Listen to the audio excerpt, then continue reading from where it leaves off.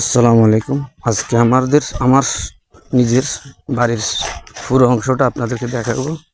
এখান থেকে শুরু করে এই যে এখান থেকে জুম করি, ওই যে ওদিকে ফাঁকা একটা জায়গা আছে, এই যে কাপড় নিচ দিয়া ওই যে ফাঁকা জায়গাটা কাজ করার জন্য বাথরুম অথবা গোসলখানা, এই যে বালি কংক্রিট সব আনছি।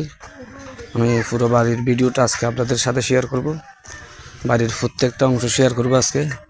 এই হলো আমার ফুসকুনি, এই যে আমার ফুসকুনিটা দেখেন, এটা আমার ফুসকুনি। এই যে বাড়ির পুরো ভিডিওটা দেখায়, এই যে এই বাড়ির অংশ, এই যে কাজ এখনও কাজ অনেক অংশ বাকি আছে, কারণ আমরা একসাথে সব কিছু শেষ করতে পারতেছি না। এই দেখুন, এই যে আমার পুরো পুকুরে মাছ আছে কিন্তু ধরতে পারি না। ওই দেখেন একটা মাছ, বড় একটা মাছ দেখা যায় কিন্তু রৌদ্রের তাপের জন্য দেখা যাচ্ছে না। আচ্ছা, এই যে পুরো পুষ্কনির এই যে এখানে সুপারি গাছ আছে আমার, এই যে অনেক সুপারি ধরছে আমার গাছে।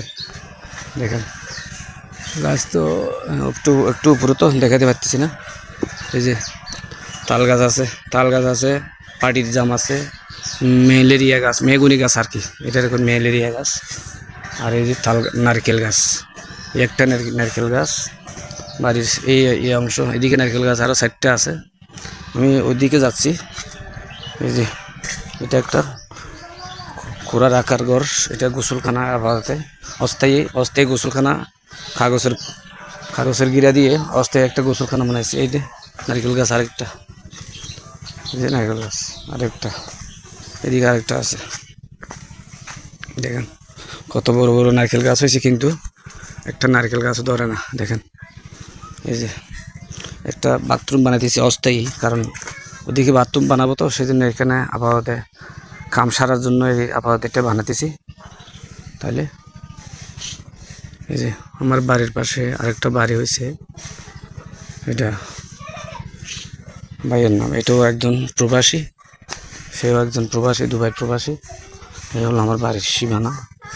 এই দেখুন এইদিকে আমার বাড়ির লাস্ট সীমানা হলো এটা, এখান থেকে ওই যে পলিথিনের ঘেরা দেখতেছেন না, পলিথিনের ঘেরা, এটা হলো আমার বাথরুম, এখন বর্তমান বাথরুম যেটা। এই যে ঘরের দক্ষিণ পাশের অংশ এটা। এই জায়গাটা মনে করেন গরুর গোয়ালঘর ছিল, গরুর গোয়ালঘরটা ভেঙে গেছে, এখন গরু নেই তো আমার, সেই জন্য আর বাঁধা হয় না। দেখেন এই অবস্থা আর কি। পুরো অংশটা দেখালাম, আর কিছু বাকি আছে কিনা। ফাঁকঘর, ওই যে ফাঁকঘর এখনো বাঁধতে পারি নাই, এই অবস্থা আর কি। তো দোয়া করবেন। ভিডিওটা কেমন লাগছে অবশ্যই কমেন্টে জানাবেন, ভালো লাগলে ভিডিওটা শেয়ার করে দিবেন। সবাইকে জানাই অভিনন্দন ও ভালোবাসা।